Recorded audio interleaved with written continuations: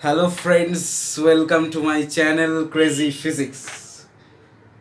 So I have posted a WhatsApp status that from this video I will teach physics in Hindi or English, but not using Bengali so much because now I have some non-Bengali friends and they are also encouraging me to make these videos again. So for क्या बोलूँ, उन लोगों के लिए थोड़ा बहुत ये तो करना पड़ेगा ही। आ, तो शुरू करते हैं फिर से ये जर्नी क्रेजी फिजिक्स का। तो अब तक जो वीडियो हम पोस्ट किए थे 63 videos I have posted right till now. So वो सब वीडियो में जो था मैक्सिमम थियोरी का पोर्शन था और वो सब मैं बंगाली में बोला था, बांग्लाई बोलेছিলাম আমি। ओके, तो बंगाली में बोले थे वो वीडियो, वो जो हो गया। अभी जो नेक्स्ट हम आज जो 64th वीडियो है मेरा, this is my 64th video in this channel. Okay, तो मैं सोच रहा हूँ कि अभी जो वीडियो मैं करूँ अगले 3 4 या 5 6 जितना भी हो, ये सब वीडियो में प्रैक्टिकल के ऊपर बेस करके कुछ चीज़ें मैं बताना चाहूँगा। क्योंकि अभी तक मैंने theory, special theory of relativity से लेकर क्वांटम मैकेनिक्स तक बहुत सारे थ्योरी का जो पेपर होता है वो सब मैंने बोल दिए हैं बंगाली में। अगर किसी को दिक्कत कोई हो तो मुझसे बात कर सकता है उस बारे में, तो मैं कोशिश करूँगा सॉल्व करने। ठीक है, तो आज से मैंने जो वीडियो अपलोड करूँगा तो वो मैक्सिमम हिंदी और इंग्लिश में भी बोलूँगा। ठीक है, तो आज जो मैं शुरू करने जा रहा हूँ वो प्रैक्टिकल फिज़िक्स का एक टॉपिक होगा। तो प्रैक्टिकल फिज़िक्स का टॉपिक मतलब क्या होता है कि हमारे जब भी हम कॉलेज में जाते हैं नए नए 12 के बाद, या कॉलेज के बाद जब हम लोग यूनिवर्सिटी में जाते हैं, सपोज़ मान लो कि तुम यूनिवर्सिटी में एमएससी करने गए हो। ठीक है, तो पहले क्या होता है कि बीएससी या एमएससी में जब भी पहले क्लास शुरू होता है वो थ्योरी से शुरू होता है, ट्यूशन भी थ्योरी से शुरू होता है। तो ज़्यादातर बच्चों को, हम लोगों को क्या होता है कि पहले एक्सपेरिमेंट्स नहीं करके पहले हम थ्योरी शुरू करते, तो थ्योरी अच्छा लगता है क्योंकि थ्योरीज ऐसे पढ़ना हम जब छोटे थे तब से ऐसे ही पढ़ते आ रहे हैं, पढ़ के एग्ज़ाम देना है, ये ऐसा हमारा टेक्निक स्वभाव बन चुका है। लेकिन प्रैक्टिकल का क्या है, प्रैक्टिकल जो है 11 12 से शुरू होता है शायद। तो 11 12 में इतना भी प्रैक्टिकल स्कूल में कुछ कुछ स्कूल में नहीं होता, क्या होता है अभी वो तो प्रैक्टिस नहीं रहता। कॉलेज में आके ग्रेजुएशन लेवल में प्रैक्टिस कराया जाता है और कुछ वो थ्योरी के बाद प्रैक्टिकल होते हैं। तो क्या होते हैं, वो प्रैक्टिकल को एक्सेप्ट करना हमारे लिए थोड़ा दिक्कत हो जाता है पहले पहले बार के लिए, वो ग्रेजुएशन में हो या पोस्ट ग्रेजुएशन में भी हो, जो भी हो। तो फिज़िक्स पढ़ने के लिए थ्योरी के साथ साथ तो उसका प्रैक्टिकल ज्ञान रहना भी ज़रूरी है, ये मैं मान के चल रहा हूँ। तो अभी थोड़ा प्रैक्टिकल फिज़िक्स के बारे में अगर कुछ वीडियो मैं अपलोड करूँ तो शायद अच्छा होगा कुछ लोगों के लिए, या कुछ जो प्रॉब्लम वगैरह की, कुछ किसी को भी कुछ प्रॉब्लम है प्रैक्टिकल के बारे में जो समझ में नहीं आता है, तो मैं कोशिश करूँगा कि कितनी ईज़ करके मैं उसको बता सकूँ, जाके वो आगे वो चीज़ समझ जाए। या कोई भी चीज़ अगर समझने में कोई भी दिक्कत हो तो कमेंट बॉक्स में टाइप करके बोल देना, वो मैंने बाद में पढ़ के हम सॉल्व कर देंगे। ओके, तो हो गया आज का जो बात जो हुआ। तो हम शुरू करते हैं आज का टॉपिक क्लास। तो 64th क्लास है मेरा, ये प्रैक्टिकल फिजिक्स का मैं पहला क्लास है। तो मैं आज शुरू करना चाहूँगा पोलरीमीटर, जो एक प्रैक्टिकल होता है, वो पोलरीमीटर प्रैक्टिकल से मैं आज का वीडियो शुरू करूँगा। ठीक है, सो जब हम जाएंगे प्रैक्टिकल एक्सपेरिमेंट करने लैब में, तो हम लोग से अगर पूछा जाए कि तुम क्या प्रैक्टिकल कर रहे हो या आप क्या प्रैक्टिकल अब करने वाले हैं, तो हम अगर बोले कि हम पोलरीमीटर करने वाले हैं, तो ये एक इनकम्प्लीट आंसर होगा। ठीक है, पोलरीमीटर करने वाले हैं ये नहीं बताना होगा इसे कि to obtain the specific rotation of a optically active substance we have to do polarimeter. Polarimeter किसके लिए पोलरीमीटर करना पड़ेगा कि द स्पेसिफिक रोटेशन निकालने के लिए किसका ना एक ऑप्टिकली एक्टिव सब्सटेंस है, उसका स्पेसिफिक रोटेशन ऑब्टेन करने के लिए जो हमको प्रोसेस अप्लाई करना है उसका नाम ही पोलरीमीटर है। तो पोलरीमीटर जो है वो पहले हम जान लेते हैं इसके बारे में कि वो एपैरेटस क्या क्या लगता है उसमें।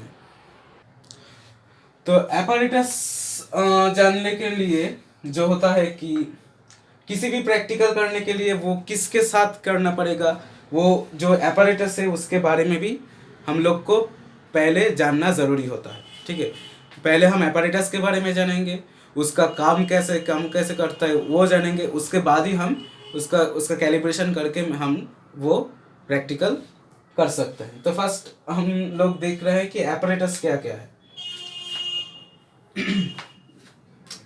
एपैरेटस होता है, इसमें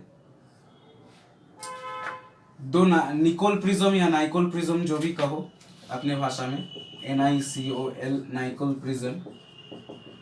ओके, दो नाइकल प्रिज्म रहता है, दो नाइकल प्रिज्म, एक का काम होता है पोलराइज करना, एक का काम होता है एनालाइज करना। तो मान लीजिए यहाँ पर एक सोर्स है, लाइट सोर्स मोनोक्रोमेटिक का, तो यहाँ से जो लाइट आ रहा है, ठीक है, ये लाइट आ रहा है, तो इसको लाइट को एक कन्वेक्स लेंस के थ्रू पास करने के पैरेलल रेज कर लेंगे फोकस करके। उसके बाद इससे यहाँ पर जो लाइट आएगा ये अनपोलराइज्ड यूपी अनपोलराइज्ड लाइट है। ठीक है, अनपोलराइज्ड लाइट वो ये निकोल प्रिज्म के से गुजरने के बाद हो जाएगा प्लेन पोलराइज्ड लाइट। मतलब जब यहाँ से सोर्स से निकल रहा है तो लाइट ऐसे पोलराइज्ड होगा, अनपोलराइज्ड। और जब ये निकोल प्रिज्म पोलराइजर से निकल के आएगा उसके बाद जो होगा वो सिर्फ ऐसा रहेगा, parallel to the optic axis. Okay, और यहाँ पर एक हाफ शेड प्लेट रहेगा पोलराइजर का सेंसिटिविटी बढ़ाने के लिए, और उसके बाद एक 20 या 21 सेंटीमीटर का एक ट्यूब रहेगा। इसके अंदर पहले प्योर वाटर से, उसके बाद जो ऑप्टिकली एक्टिव सब्सटेंस है उसका सॉल्यूशन से हमको ये भरना है और उसका रोटेशन देखना है। और यहाँ पर रहेगा टेलीस्कोप टी। तो ये है पूरा एपैरेटस जो है पूरा, ये हाफ शेड प्लेट है, ये इसका सेंसिटिविटी बढ़ाने के लिए यूज करा जाता है। ठीक है, और अब थोड़ा निकोल प्रिज्म क्या है उसके बारे में थोड़ा चर्चा कर लेते हैं। निकोल प्रिज्म क्या होता है, वो कैल्साइट क्रिस्टल होता है, कैल्साइट क्रिस्टल। ठीक है, कैल्साइट क्रिस्टल का एक पार्ट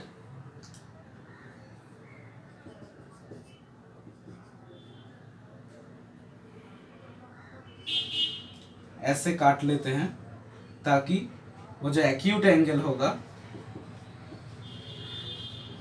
वो 71 डिग्री से घट के 68 डिग्री तक आ जाएगा। मतलब ये जो एक्यूट एंगल है 71 डिग्री, इससे काट के 68 डिग्री हो जाएगा। और ये दोनों एक्सिस के बीच हमको ये काटना पड़ेगा। काटने के बाद क्या होगा, हम लोगों को ऐसे करके दो टुकड़े मिलेंगे। ठीक है, ये टुकड़े के ये वाला जो पार्ट है, ये वाला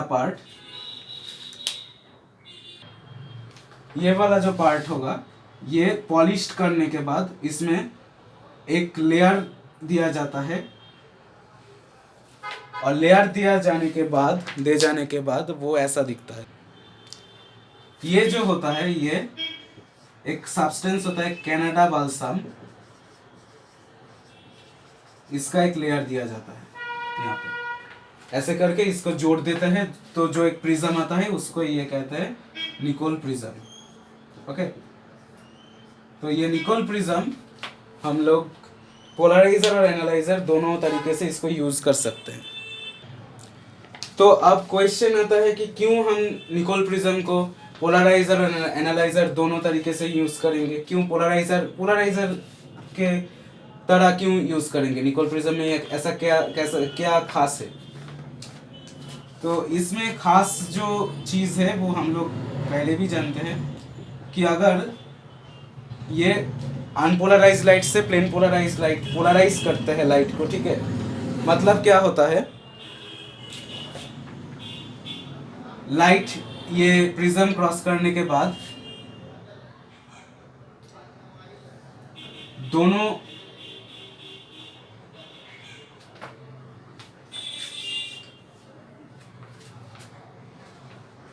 रे में डिवाइड हो जाता है। इसको क्या कहते हैं, डबल रिफ्रैक्शन। डबल रिफ्रैक्शन होने के बाद ये एक एक्स्ट्रा ऑर्डिनरी रे जिसको ई रे कहते हैं और एक ऑर्डिनरी रे जिसको ओ रे कहते हैं, ये दोनों रे में डिवाइड हो जाता है, रिफ्रैक्ट हो जाता है। रिफ्रैक्ट होने के बाद इसलिए डबल रिफ्रैक्शन बोलते हैं। तो और एक चीज क्या करा जाता है, ये निकोल प्रिज्म के ये दोनों साइड एकदम पॉलिश रहता है, इसमें से लाइट क्रॉस करेगा इसीलिए।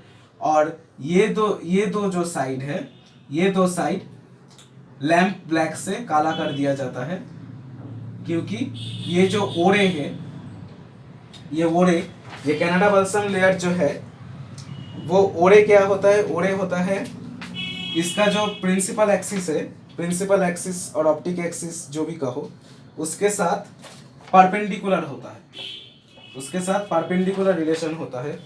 इसीलिए क्या होता है कि जब कैल्साइट क्रिस्टल में है, ये जब कनाडा बाल्सम के लेयर में जाएगा तो वो रेयर डेंसर मीडियम होगा, ठीक है। उसके लिए ओरे के लिए कनाडा बाल्सम का लेयर डेंसर होगा, सॉरी वो कनाडा बाल्सम का layer rare than the calcite होगा। और ये जो है ये क्रिटिकल एंगल जो है इसका क्रिटिकल एंगल से ज्यादा एंगल से इंसिडेंट करता है। तो अगर इंसिडेंट एंगल क्रिटिकल एंगल से ज्यादा हो तो वो हम जानते हैं टोटल इंटरनल रिफ्लेक्ट करके यहाँ पर आ जाते हैं और ये लैम्प ब्लैक उसको पूरा का पूरा एब्जॉर्ब कर लेते हैं। और ये जो होता है ऑप्टिक एक्सिस का पैरेलल होता है, मतलब डेंसर देन कैल्साइट की ये जो कनाडा बाल्सम का लेयर है ये ई रे के लिए डेंसर देन द कैल्साइट होता है, तो ये सीधा निकल जाता है। और ये इसको ही हम बोलते हैं plane polarized light, PP, plane polarized light, ठीक है। तो ये है पोलराइजर हिसाब से काम। तो अब हम एनालाइजर के हिसाब से क्या काम है वो बताएंगे। तो अभी हम एनालाइजर के हिसाब से कैसे काम करता है निकोल प्रिज्म वो जानेंगे। तो वो कैसा होता है, तो अब क्या है, अब जो मेरे लाइट यहाँ पे आके इंसिडेंट हो रहा है ये पूरा का पूरा प्लेन पोलराइज्ड है, ठीक है। तो ये पूरा का पूरा प्लेन पोलराइज्ड लाइट है। अब मान लेते हैं ये कि ये जो प्लेन पोलराइज्ड लाइट होगा, ये जो ऑप्टिक एक्सिस है इसका, ये ऑप्टिक एक्सिस से कुछ एंगल थीटा करके जा रहा है, ठीक है, कुछ एंगल थीटा करके जा रहा है। तो इसका अगर एक्स कंपोनेंट हम मांगे तो वो कैसा आएगा, मतलब इसका एम्पलीट्यूड अगर ए मान लेते हैं तो ए कॉस थीटा आएगा, इसका पैरेलल, मतलब ए कॉस थीटा जो आएगा वो प्रिंसिपल सेक्शन का पैरेलल होगा, ठीक है। और जो ए साइन थीटा वाला जो कंपोनेंट आएगा वो perpendicular to the principal section होगा, ठीक है। तो ए साइन थीटा जो होगा वो होगा ओरे, जो इस लैम्प ब्लैक में पूरा का पूरा एब्जॉर्ब हो जाएगा, जैसे कि वो टोटल इंटरनल रिफ्लेक्शन होने के बाद। और जो ए कॉस थीटा है वो ई रे बनकर सीधा टेलीस्कोप तक आ जाएगा, और टेलीस्कोप में हम आंख रखेंगे तो हम लोग को वो कॉस कंपोनेंट इंटेंसिटी का पता चलेगा, और उससे लाइट हम देख सकते हैं। तो इसमें अगर ये एनालाइजर को हम रोटेट करते हैं, ये एनालाइजर को ही हम रोटेट करते हैं, तो जब भी थीटा का वैल्यू 0 होगा तब क्या होगा कि दोनों जो प्रिज्म है, पोलराइजर और एनालाइजर जो है वो आपस में पैरेलल है, और मतलब प्रिंसिपल सेक्शन उसका पैरेलल होगा, ठीक है। तब हम जो देखेंगे वो होगा जनरली इल्यूमिनेटेड, मैक्सिमम इल्यूमिनेशन मिलेगा तब। और हम उसको घुमाते घुमाते अगर थीटा 90 डिग्री तक आ जाएंगे तो cos 90 क्या होता है, 0 होता है, हमको पता है। तो तब क्या होगा, तब दोनों का प्रिंसिपल एक्सिस, पोलराइजर और एनालाइजर का प्रिंसिपल एक्सिस आपस में परपेंडिकुलर सिचुएशन में आ जाएगा। तब जो हम देखेंगे पूरा का पूरा डार्क देखेंगे, पूरा का पूरा डार्क देखेंगे, ठीक है। तो ये तक था एपैरेटस के बारे में। तो अब थोड़ा स्केल के बारे में बोल देते हैं कि किसमें कैसा स्केल होता है, और वो स्केल जानना बहुत ज़रूरी होगा। अच्छा, तो देखा जाए तो इसमें स्केल जो होता है, मान लेते हैं ये एक हमारा जो सर्कुलर जो एपर्चर होगा इसमें हम देख रहे हैं, ठीक है। तो कुछ कुछ एपैरेटस में क्या होता है, इसमें एक वर्नियर 1 रहता है और इसमें एक वर्नियर 2 रहता है। हम लोगों को दोनों रीडिंग चेक करके आपस में रीडिंग लेना होता है, और दोनों का जो बीच का जो डिफरेंस होगा वो 180 डिग्री का आता है। मतलब अगर इसमें 0 डिग्री आए तो इसमें 180 डिग्री आएगा। इसमें मान लेते हैं 36 डिग्री रोटेशन आए तो यहाँ पे 216 डिग्री का रोटेशन आएगा, ऐसा होता है। तो उन वर्नियर स्केलों के लिए क्या होगा, तो वो 0 से लेकर यहाँ पर जो है 90 डिग्री, 180 डिग्री, और फिर से यहाँ पे 350 डिग्री तक आता है। उसके बाद 0 डिग्री में कोइंसाइड कर जाता है 360 डिग्री और 360 डिग्री, ठीक है। तो तब जो है वो 180 का जो डिफरेंस आएगा, ऐसा कुछ आता है। कुछ कुछ एपैरेटस में ऐसा होता है, कुछ कुछ एपैरेटस में ऐसा होता है कि मान लेते हैं ये हमारा जो सर्कल एपर्चर है जहाँ से रीडिंग लेना होता है, इसमें एक स्केल होता है और इस तरफ एक स्केल होता है, ठीक है। तो दोनों में ही एक ही स्केल आता है, मतलब यहाँ पे जो रीडिंग देगा यहाँ पे वही रीडिंग देगा। थोड़ा वर्नियर स्केल से जो मिलता जुलता है, वर्नियर रीडिंग जो होता है वो थोड़ा अलग होगा, लेकिन रीडिंग, मेन स्केल रीडिंग एक ही आएगा। इसका जो स्केल होता है, इसका स्केल ऐसा होता है, 0 डिग्री से शुरू होता है, यहाँ पर 90 डिग्री आता है, और फिर यहाँ से 170 डिग्री के बाद फिर से ये 180 डिग्री में वो 0 डिग्री को इंसाइड कर जाता है, ऐसा भी आता है। तो तब जब हम लेफ्ट टू राइट रोटेशन का रीडिंग ले रहे हैं तब क्या करते हैं, तब मान लेते हैं कि यहाँ से 10, 20, 30 ऐसे करके 90 आ चुका है। मान लेते हैं कि पहला रीडिंग जो आया है वो 20, 30, यहाँ पे रीडिंग है कुछ 25 रीडिंग है, ठीक है। मान लेते हैं 25 रीडिंग है। तो उसके बाद अगर हम राइट टू लेफ्ट करने जाए तो वहां से फिर से उसको दूसरी तरफ घुमाना पड़ेगा। तब क्या होगा, तब जो होता है तब एक एरर आ जाता है, वो उसको कहते हैं बैकलैश एरर, बैकलैश एरर। तो ऐसा नहीं करना चाहिए। तो लेफ्ट टू राइट अगर करे तो उसको वो left to right same direction में ही घुमाइए। तो सेम डायरेक्शन के घुमाने के बाद फिर से ये 25 जो आएगा इसमें ही मैक्सिमम इल्यूमिनेशन आएगा। तब हम क्या करेंगे, तो हम वो क्या कर रहे हैं, वो 180 डिग्री प्लस 180 डिग्री मतलब 360 डिग्री। 360 डिग्री का मतलब होता है वो 0 डिग्री होता है, प्लस कर देंगे उसके साथ 25 डिग्री, तो ये आ जाएगा वो 25 डिग्री ही आएगा। मतलब लेफ्ट टू राइट जो रीडिंग 25 डिग्री आया था, राइट टू लेफ्ट भी 25 डिग्री भी आएगा। अगर अगर लेफ्ट टू राइट कर देते हैं, मतलब अगर हम लेफ्ट टू राइट करने के बाद 25 आया और बैकलैश मान लेते हैं कि वो एपरेटस बहुत अच्छा है, बैकलैश एरर नहीं देता, तो हम क्या करते हैं कि वहाँ इस पोजीशन से फिर से लेफ्ट टू राइट करते हैं। तो फिर से लेफ्ट टू राइट करने के बाद एक जगह में आएगा, मान लेते हैं वो आता है 155 डिग्री पे। 155 डिग्री में फिर से जनरल इल्यूमिनेशन आ रहा है, ठीक है, मैक्सिमम इल्यूमिनेशन 155 डिग्री में दे रहा है। तो एक में 25 डिग्री आएगा, एक में 155 डिग्री आएगा, तो ये तो ठीक नहीं हो रहा है। तो तब क्या करेंगे, जैसे हम यहाँ से ही left to right to left कर रहे हैं, तो इसके बाद जो रीडिंग आएगा 155 डिग्री वो 180 डिग्री से माइनस होगा,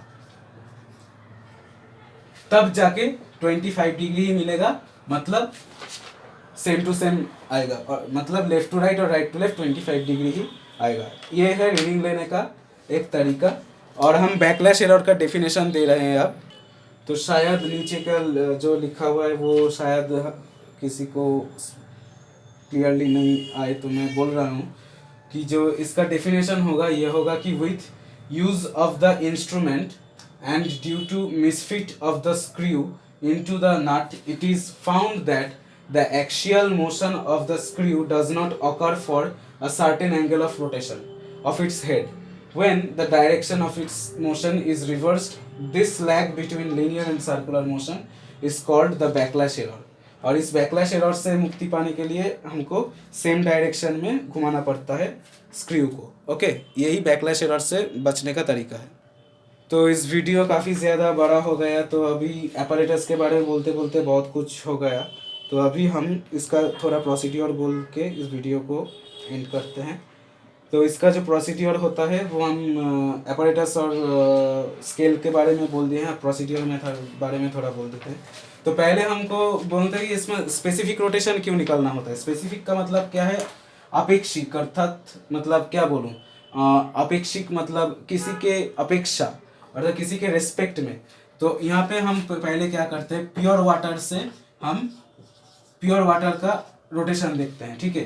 प्योर वाटर का रोटेशन देखने के बाद किसी हम ऑप्टिकली एक्टिव सब्सटेंस लेते हैं, उसका प्योर वाटर से एक सॉल्यूशन बनाते हैं, उसके बाद उसका रोटेशन लेते हैं।